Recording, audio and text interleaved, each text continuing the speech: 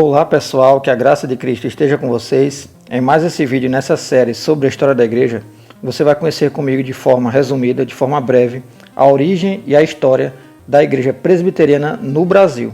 Eu já falei um pouco sobre ela no mundo, lá próximo da época da Reforma Protestante, e o considerado pai do presbiterianismo é John Knox. E se você não viu esse vídeo, veja sobre ele. Mas aqui no caso eu vou tratar sobre a história do presbiterianismo no Brasil. Quando começou, como se desenvolveu e as principais características dessa denominação, que é importante também aqui na nossa região, dentro dessa história da igreja. Então eu espero que você goste desse vídeo, deixe o like no vídeo, deixe a inscrição no canal se você não é inscrito, compartilhe esse vídeo para alcançar mais pessoas e bora para mais esse vídeo.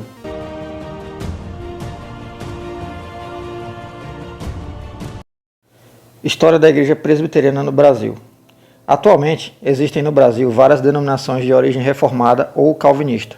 Entre elas incluem-se a Igreja Presbiteriana Independente, a Igreja Presbiteriana Conservadora e algumas igrejas criadas por imigrantes vindos da Europa continental, como suíços, holandeses e húngaros. Todavia, a maior e mais antiga denominação reformada do país é a Igreja Presbiteriana do Brasil. Sua história divide-se em alguns períodos bem definidos. Implantação de 1859 a 1869. O surgimento do presbiterianismo do Brasil resultou do pioneirismo e desprendimento do reverendo Asher Green Simonton, de 1833 a 1867. Nascido em West Hanover, na Pensilvânia, Simonton estudou no Colégio de Nova Jersey e inicialmente pensou em ser professor ou advogado. Alcançado por um reavivamento em 1855, no século XIX, fez sua profissão de fé e pouco depois ingressou no seminário de Princeton. Um sermão pregado por seu professor, o famoso teólogo Charles Hodge, levou-o a considerar o trabalho missionário no estrangeiro. 3 anos depois, candidatou-se perante a Junta de Missões da Igreja Presbiteriana dos Estados Unidos, citando o Brasil como campo de sua preferência.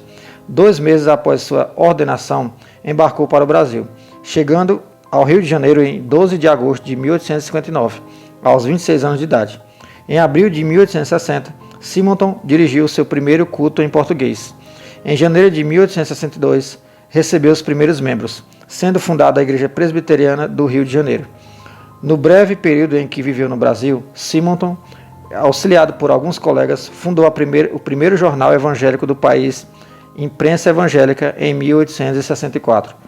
Criou o primeiro presbitério em 1865 e organizou um seminário em 1867. O reverendo Simonton morreu vitimado pela febre amarela aos 34 anos, em 1867. Sua esposa, Ellen Murdoch, havia falecido 3 anos antes. Os principais colaboradores de Simonton nesse período foram seu cunhado Alexander L. Blackford, que em 1865 organizou as igrejas de São Paulo e Brotas, Francis J. C.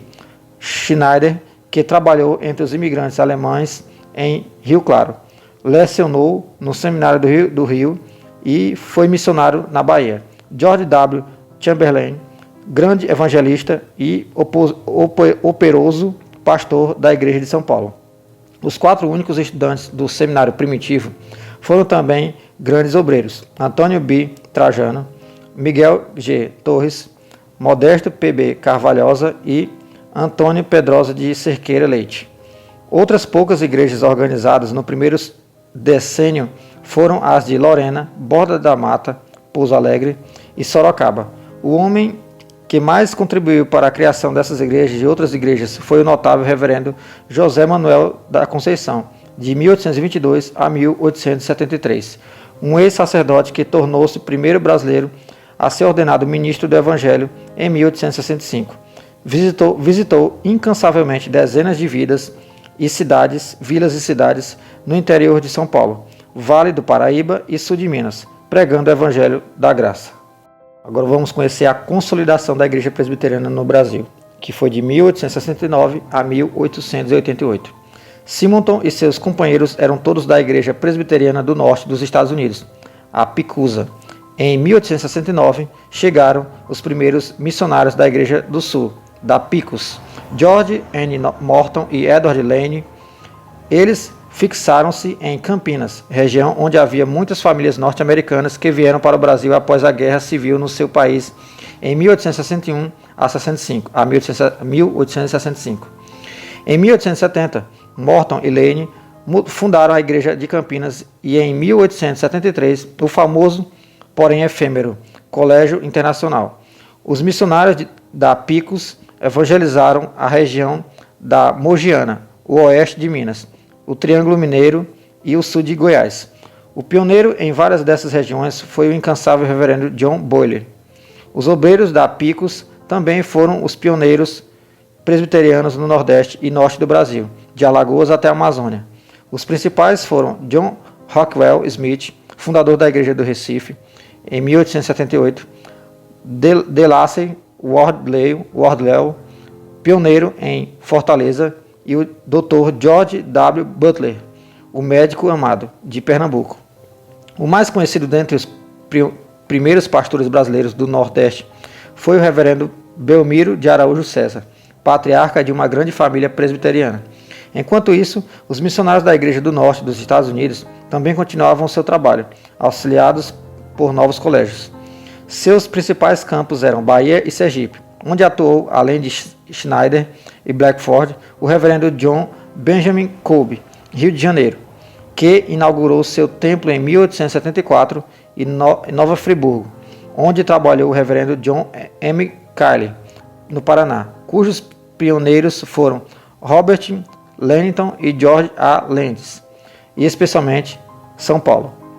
Na capital paulista, o casal Chamberlain fundou em 1870 a escola americana, que mais tarde veio a ser Mackenzie College, dirigido pelo educador Horace Manley Lane. No interior da província destacou-se o reverendo João Fernandes da Gama, português da Ilha da Madeira. No Rio Grande do Sul, trabalhou por algum tempo o reverendo Emanuel Van Orden, um judeu holandês. Entre os novos pastores nacionais desse período estavam Eduardo Carlos Pereira, José Zacarias de Miranda, Manuel Antônio de Menezes, Delfino dos Anjos Teixeira, João Ribeiro de Carvalho Braga e Caetano Nogueira Júnior. As duas igrejas norte-americanas também enviaram notáveis missionárias educadoras, mulheres no caso, Mary P. Descombe, Elmira Kuhl, Nanny Henderson e Charlotte Kemper. Vamos falar sobre a dissensão em 1888 a 1903. Em setembro de 1888, foi organizado o Sínodo da Igreja Presbiteriana do Brasil, que assim tornou-se autônoma, desligando-se das igrejas-mãe norte-americanas. O Sínodo compunha-se de 3 presbítérios, Rio de Janeiro, Campinas Oeste de Minas e Pernambuco, e tinha 20 missionários, 12 pastores nacionais e 59 igrejas. O primeiro moderador foi o veterano reverendo Blackford. O sínodo criou o seminário presbiteriano, elegeu seus primeiros professores e dividiu o presbitério de Campinas e Oeste de Minas em 2, São Paulo e Minas. Nesse período, a denominação expandiu-se grandemente, com muitos novos missionários, pastores brasileiros e igrejas locais. O seminário começou a funcionar em Nova Friburgo no final de 1892 e no início de 1895. Transferiu-se para São Paulo, tendo à frente o reverendo John Rockwell Smith. E o Mackenzie College, ou Colégio Protestante, foi criado em 1891, sendo seu primeiro presidente o Dr. Horace M. Lane. Por causa da febre amarela, o Colégio Internacional foi transferido de Campinas para Lavras e mais tarde veio a chamar-se Instituto Gammon, numa homenagem ao seu grande líder, o reverendo Samuel R. Gammon, de 1865 a 1928. A primeira escola evangélica do Nordeste foi o Colégio Americano de Natal, 1895, fundado por Catharine R. Potter, H. Potter, esposa do reverendo William C. Porter. Na mesma época, a cidade de Garanhuns começou a tornar-se um grande centro da obra presbiteriana. Além do trabalho evangelístico, foram lançadas as bases de 2 importantes instituições educacionais, o Colégio 15 de Novembro e o Seminário do Norte, hoje sediado em Recife. No final desse período, além de estar presentes em todos os estados do Nordeste, a igreja presbiteriana chegou ao Pará e ao Amazonas. No sul, foi iniciada a obra presbiteriana em Santa Catarina, São Francisco do Sul e Florianópolis. A igreja também iniciou a sua marcha vitoriosa no leste de Minas. O primeiro obreiro a residir em Alto Jequitibá foi o reverendo Matatias Gomes dos Santos, em 1901. As igrejas de São Paulo e do Rio de Janeiro passaram a ser pastoreadas por dois grandes líderes, respectivamente Eduardo Carlos Pereira, em 1888, e Álvaro Emídio G. dos Reis, em 1897. Infelizmente, os progressos desse período foram, em parte, ofuscados por uma grave crise que se abateu sobre a vida da igreja. Inicialmente surgiu uma diferença de prioridades entre o Sínodo e a Junta de Missões de Nova York. O Sínodo queria apoio para a obra evangelística e para instalar o seminário, ao passo que a Junta preferiu dar ênfase à obra educacional, principalmente através do Mackenzie. Paralelamente, surgiram desentendimentos entre o pastor da Igreja Presbiteriana de São Paulo, reverendo Eduardo Carlos Pereira, e os líderes do Mackenzie, Horace M. Lane e William A. Waddell. Com o passar do tempo, o reverendo Eduardo C. Pereira passou a tornar-se mais radical em suas posições, perdendo o apoio até mesmo de muitos dos seus colegas brasileiros. Como uma das alternativas do jornal de Eduardo, o Estandarte, o reverendo Álvaro Reis criou o Puritano em 1899. Em 1900, foi criada a Igreja Presbiteriana Unida, que resultou da fusão de duas igrejas formadas por pessoas que haviam saído da igreja do reverendo Eduardo. Na mesma época, um novo problema veio complicar ainda mais a situação: o debate acerca da maçonaria, que foi um grande debate entre eles, né? Posso dizer que foi um dos principais motivos. Que tinha muito membro, principalmente de pessoas com cargo na denominação, que eram também maçons. Em março de 1902, Eduardo C. Pereira e seus partidários começaram a divulgar a sua plataforma, com 5 tópicos sobre as questões missionária, educativa e maçônica. Após pouco mais de um ano de debates acalorados, a crise chegou ao seu triste desfecho em 31 de julho de 1903, durante a reunião do Sínodo. Após serem derrotados em suas propostas, Eduardo e seus colegas desligaram-se do Sínodo e formaram a Igreja Presbiteriana Independente.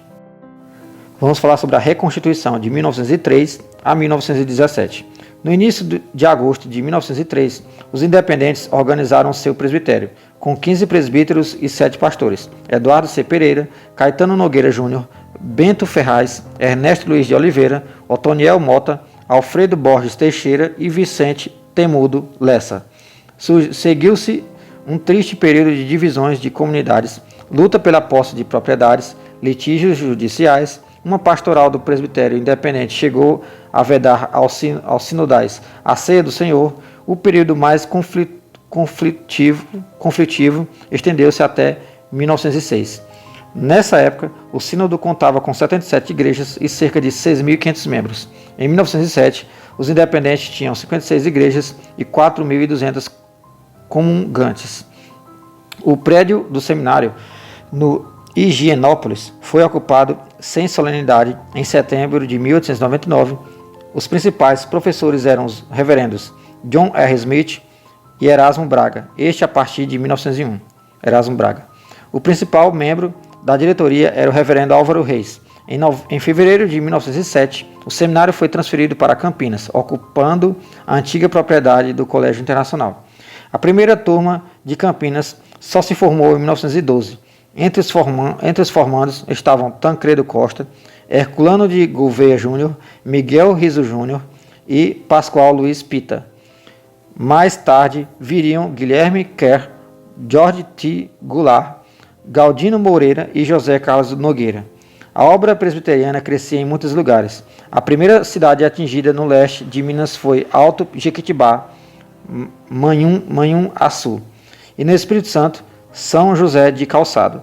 Os primeiros pastores daqueles campos foram Matatias Gomes dos Santos, Aníbal Nora, Constâncio Homero Omegna e Samuel Barbosa.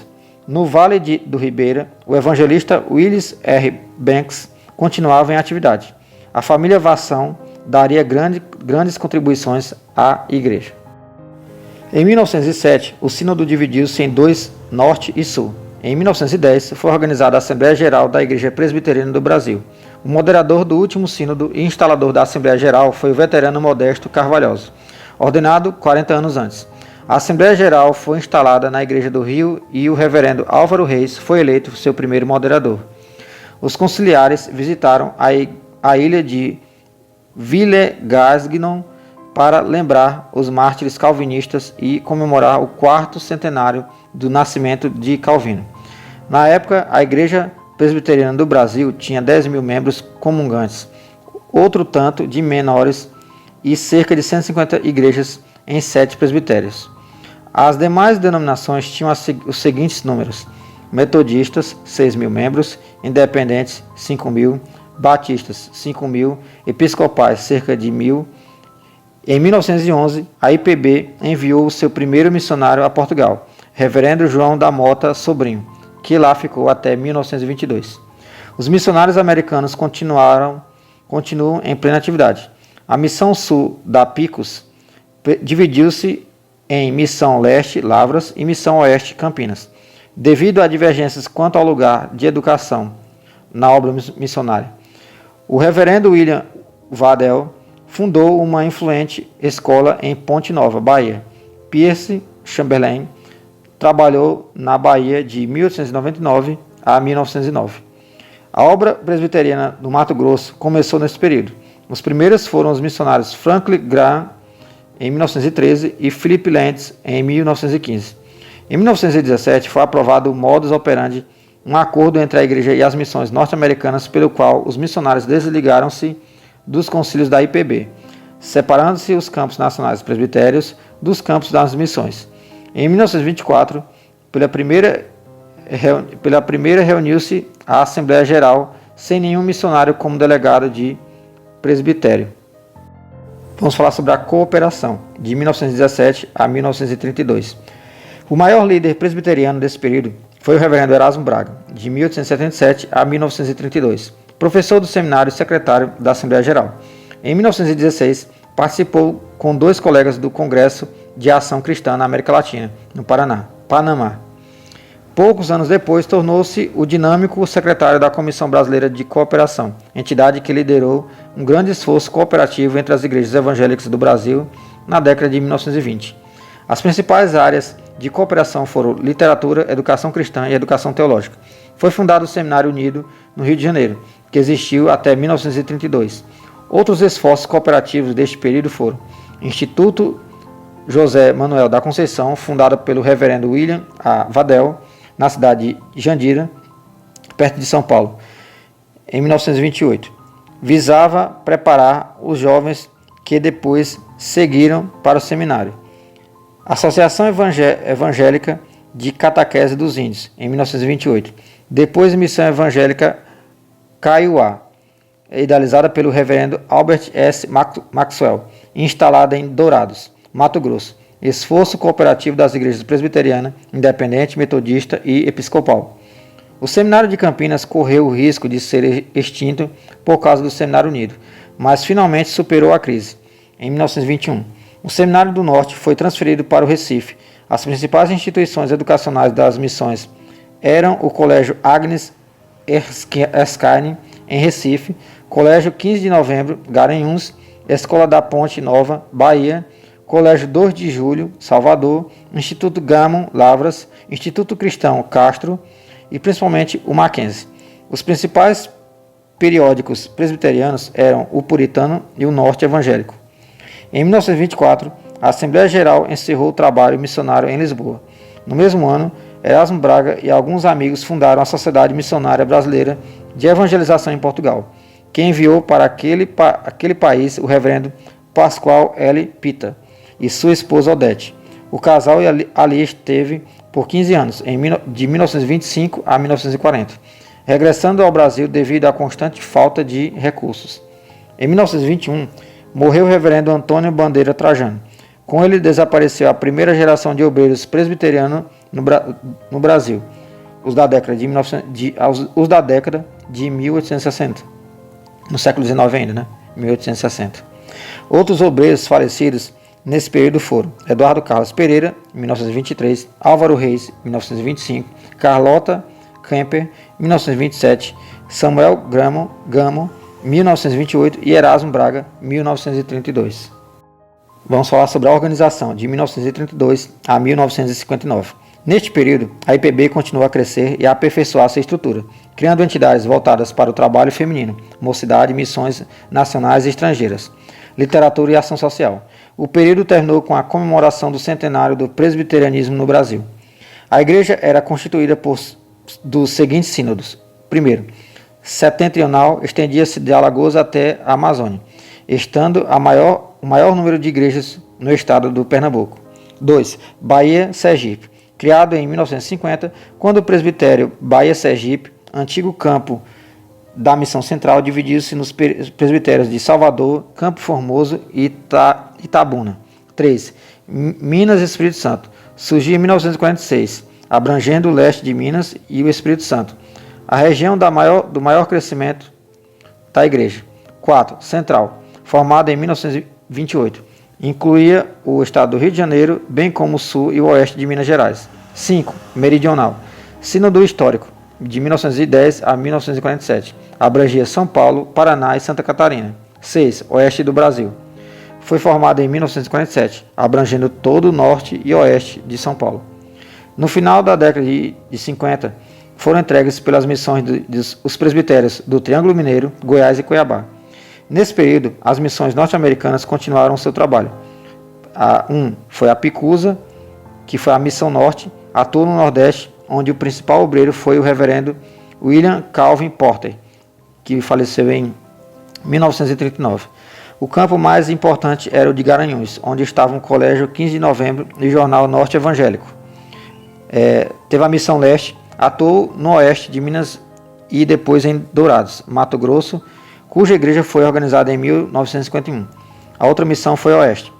Concentrou-se mais no Triângulo Mineiro, onde o casal Edward e Mary Lane fundou em 1933 o Instituto Bíblico Patrocínio. A Picusa fez a Missão Central. Seus principais campos eram Ponta Nova, Itacira e Bacia do Rio São Francisco, o sul da Bahia e o norte de Minas. Teve a Missão Sul também. Atuou no Paraná e Santa Catarina, fundindo-se com a Missão Central por volta de 1937. O reverendo Philip Lendes foi grande evangelista no Mato Grosso, Norte e Sul. Em Rio Verde, Goiás, atuou o reverendo Dr. Donald Gordon. Vamos conhecer os trabalhos femininos. As primeiras sociedades de senhoras surgiram em 1884 a 1885. As primeiras federações na década de 1920.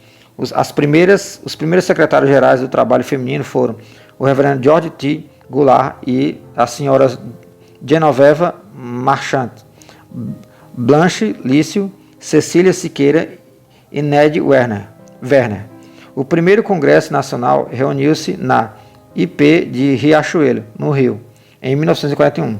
O segundo congresso realizou-se também no Rio, em 1954. A SAF em revista foi criada em 1954. Mocidade. Algumas entidades percussoras foram a Associação Cristã de Moços, Miriam Clark, o Esforço Cristão, Clara Rogue e a União Cristã de Estudantes de Brasil, Eduardo P. Magalhães. Benjamin Moraes Filho foi o primeiro secretário do Trabalho da Mocidade, em 1938. O primeiro Congresso Nacional reuniu-se em Jacarepaguá em 1946. Quando foi criada a federação, entre os líderes da época estavam Francisco Alves, Jorge César Mota, Paulo César, Valdo César, Tércio Emerick, Gutenberg de Campos, Paulo Riso e Billy Graham. Missões nacionais. Em 1940 foi organizado na IP Unida a Junta Mista de Missões Nacionais, com representantes da IPB e das missões norte-americanas. Entre os primeiros líderes estavam Coriolano de Assunção, Guilherme Carr, Felipe Lentz, Eduardo Lane, José Carlos Nogueira e Wilson N. Lício. Até 1958, a junta ocupou 15 regiões em todo o Brasil, com cerca de 150 locais de pregação. Em 1950, foi criada a Missão Presbiteriana da Amazônia. Missão em Portugal. Os primeiros obreiros foram João de Mota, sobrinho, de 1911 a 1922, e Pascoal Luiz Pita, de 1925 a 1940. Em 1944, a IPB assumiu o trabalho e foi criada a Junta de Missões Estrangeiras. Com o apoio das igrejas norte-americanas, os primeiros missionários foram Nathanael Emmerich, Aureliano Lino Pires, Nathanael Buttermiller e Teófilo Kerner. Outras organizações. Casa Editora começou a ser organizada em 1945, no início da campanha do centenário, sob a liderança do reverendo Bonerges Ribeiro. A primeira sede foi instalada em dependências cedidas pela IP Unida, na rua Reveltia. Orfanatos, em 1910. A Assembleia Geral planejou um orfanato para Lavras, em 1919. Passou a funcionar em Valência. E em 1929 veio ocupar uma propriedade da IP de Copacabana, em Jacarepaguá. O orfanato foi denominado Instituto Álvaro Reis. Conselhos Presbiterianos, o CIP, foi criado em 1955 para superintender as relações da IPB com as missões e as juntas missionárias dos Estados Unidos. Tinha mais autoridade que o modus operandi de 1917. Outras igrejas. A Igreja Presbiteriana Independente, em 1957, foi criado o Supremo Concílio, com 3 sínodos, 10 presbitérios, 189 igrejas, 105 pastores e cerca de 30 mil membros comungantes. O estandarte continuava a ser o jornal oficial. No final dos anos 30, houve um conflito teológico. Em 1942, um grupo de intelectuais liberais, entre os quais o reverendo Eduardo P. Magalhães, retirou-se da IPI e formou a Igreja Cristã de São Paulo. A Igreja Presbiteriana Conservadora foi fundada em 1940 pelos membros da Liga Conservadora da IPI. Em 1957, contava com mais de 20 igrejas em 4 estados e tinha um seminário. Seu órgão oficial é o Presbiteriano Conservador. A Igreja Presbiteriana Fundamentalista foi fundada em 1956 pelo reverendo Israel Gueiros, pastor da primeira IP de Recife e ligado ao Concílio Internacional de Igrejas Cristãs. Foi do fundamentalista americano Carl McIntyre. Neste período, a IPB participou de vários movimentos cooperativos.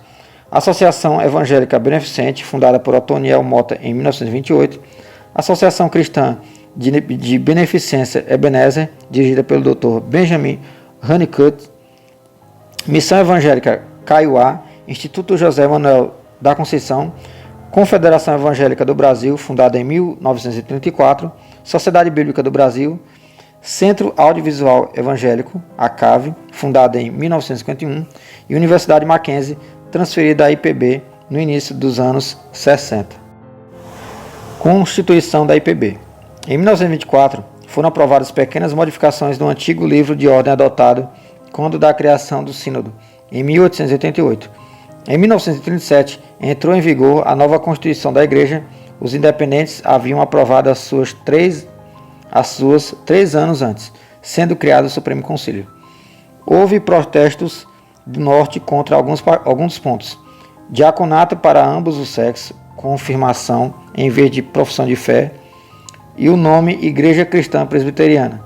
Em 1950, foi promulgada uma nova Constituição e no ano seguinte o Código de Disciplina e os princípios de liturgia. Estatística. Em 1957, a IPB contava com 6 sínodos, 41 presbitérios, 489 igrejas, 883 congregações, 369 ministros, 127 candidatos ao ministério, 89.741 membros comungantes, 71.650 não comungantes. Os primeiros presidentes do Supremo Concílio foram os reverendos Guilherme Kerr, José Carlos Nogueira, Natanael Cortez, Benjamin Moraes Filho e José Borges dos Santos Júnior. A campanha do centenário foi lançada em 1946, tendo como objetivos avivamento espiritual, expansão numérica, consolidação das instituições da Igreja, afirmação de fé reformada e homenagem aos pioneiros. A Comissão Central do Centenário, organizada em 1948, enfrentou muitas dificuldades. Após 1950, a campanha ganhou ímpeto. A Comissão Unida do Centenário, IPB, IPI e Igreja Reformada Húngara, planejou uma grande campanha evangelística. Edwin Orr e William Dunlap, que se estendeu por todo o país em 1952. Outras medidas: criação do Museu Presbiteriano, Seminário do Centenário e Jornal Brasil Presbiteriano, resultante da fusão de O Puritano e Norte Evangélico em 1958. A 18ª Assembleia da Aliança Presbiteriana Mundial reuniu-se em São Paulo de 1927 a 6 e 8 de 1959. E o lema do centenário foi: um ano de gratidão por um século de bênçãos. Vamos falar sobre a identidade. A fé reformada tem uma série de características e ênfases que conferem aos presbiterianos uma identidade bem definida. 5 áreas são especialmente importantes. 1. Doutrina. Os presbiterianos creem que uma teologia correta, equilibrada e bíblica é essencial para a vida do cristão. Todo crente, mesmo sem o saber, tem concepções teológicas e essas concepções irão influenciar todos os aspectos da sua vida cristã. Os reformados não valorizam a teologia pela teologia, mas como instrumento para nos proporcionar um melhor conhecimento de Deus e do nosso relacionamento com Ele. O fundamento maior da fé reformada são as Escrituras do Antigo e do Novo Testamento, nossa única regra de fé e prática. Os documentos de Westminster, Confissão de Fé e Catecismos não têm a mesma autoridade que a Bíblia. Eles são aceitos pelos presbiterianos como a expressão histórica do seu entendimento da fé cristã e como um roteiro ou auxílio para o estudo das Escrituras. A fé reformada abraça 3 categorias de doutrinas. Algumas delas são aceitas por todos os cristãos, como a Trindade, o caráter divino humano de Jesus Cristo, a sua ressurreição, a sua morte expiatória, a segunda vinda e outras coisas. Essencialmente, as verdades afirmadas pelos grandes concílios da Igreja Antiga, nos séculos 4 e 5, outras doutrinas são as que temos em comum com as demais igrejas protestantes ou evangélicas. As Escrituras como única regra de fé e prática, a suficiência da obra redentora de Cristo, a salvação exclusivamente pela graça mediante a fé, o sacerdócio universal dos crentes, os sacramentos do batismo e da Santa Ceia, e outras coisas. Finalmente, existem aquelas doutrinas e práticas mais específicas dos presbiterianos, como a ênfase na absoluta soberania de Deus, a consequente crença na eleição ou predestinação, o batismo por aspersão, que é aquele da água na cabeça, e o batismo infantil, e a forma de governo presbiterial.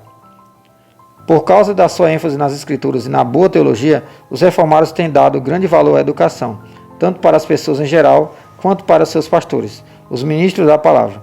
Essa preocupação intelectual nunca deve ocorrer às expensas da vida espiritual, estudo mais devoção, que é a vida prática do cristianismo, com o conhecimento que você tem que estudar. 2. O culto. O reconhecimento da soberania do Senhor e a preocupação com a sua glória devem ser reflexos sobre o culto, a expressão mais visível e central da vida coletiva da igreja. Calvino acentuou os seguintes princípios para o culto: integridade bíblica e teológica, equilíbrio entre estrutura e forma e essência, inteligibilidade, edificação, simplicidade, sem pompa, teatralismo, flexibilidade, por exemplo, frequência da ceia do Senhor, participação congregacional, cânticos, salmos metrificados.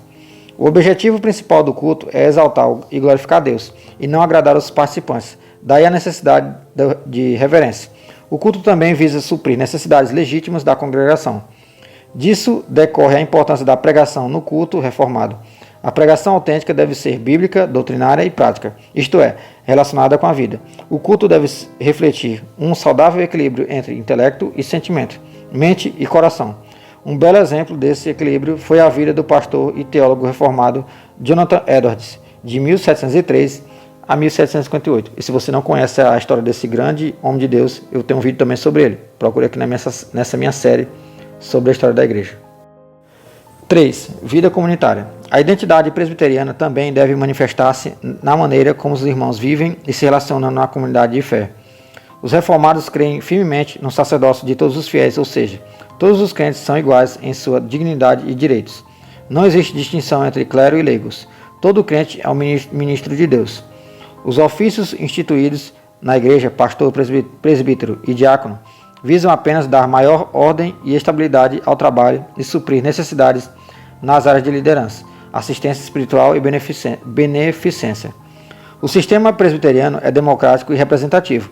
Todos os membros comungantes da igreja têm o direito e o dever de envolver-se nas atividades e decisões da comunidade, participando das assembleias, elegendo oficiais, contribuindo para o sustento de igrejas e seus programas, servindo em diferentes áreas conforme os dons e capacidades de cada um.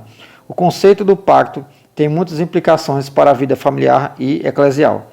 A tradição reformada também dá grande valor à participação do crente na comunidade mais ampla, a sociedade, que é na sociedade, né?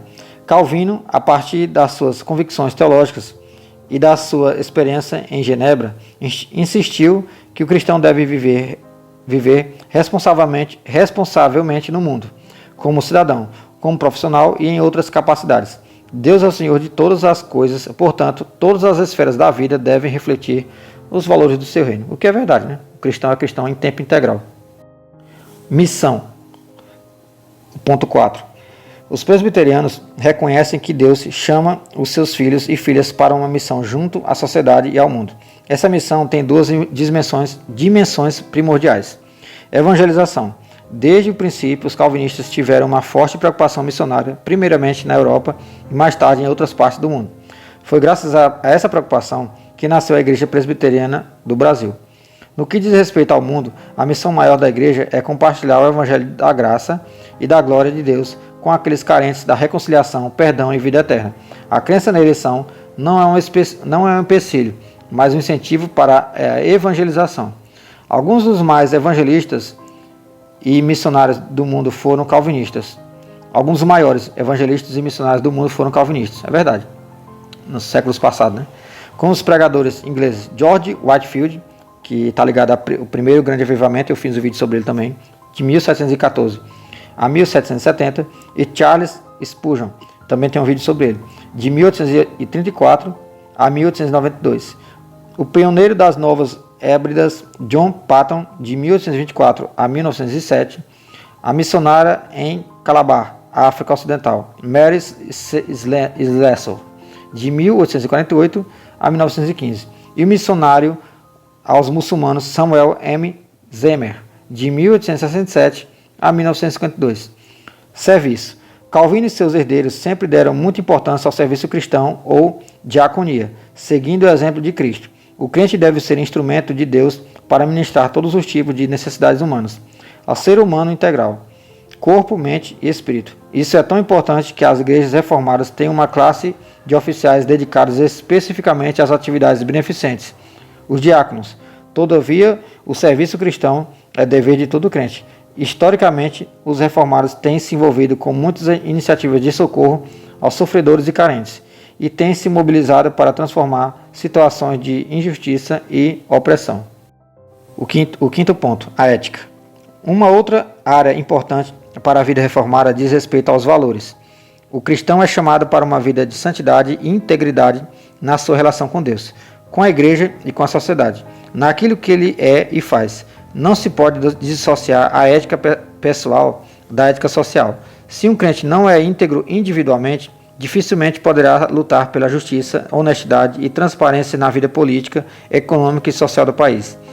Esse é outro elemento importante para a identidade presbiteriana, em um mundo cada vez mais carente de padrões firmes e seguros. Mais uma vez, o fundamento de tudo está na soberania e na graça de Deus. E aqui estão as leituras recomendadas para vocês. Se você quiser, pode tirar um print, pode dar um pause e olhar. E enfim, terminamos, pessoal. Aqui está a fonte das informações desse vídeo. Eu espero que você tenha gostado desse vídeo. Você pode continuar lendo muito mais sobre a história do presbiterianismo no Brasil, em outros artigos, livros, escritos, blogs. Fica à vontade. Meu intuito é sempre fazer a pessoa estudar também por conta própria. Então eu espero que você tenha gostado desse vídeo. Deixa o like no vídeo, deixa a inscrição no canal se você não é inscrito. Compartilhe esse vídeo para alcançar mais pessoas. Deixa o teu comentário também nesse vídeo, nessa série da igreja, para eu saber o que você está achando. E não se esqueça, somos um em Cristo e fica com Deus.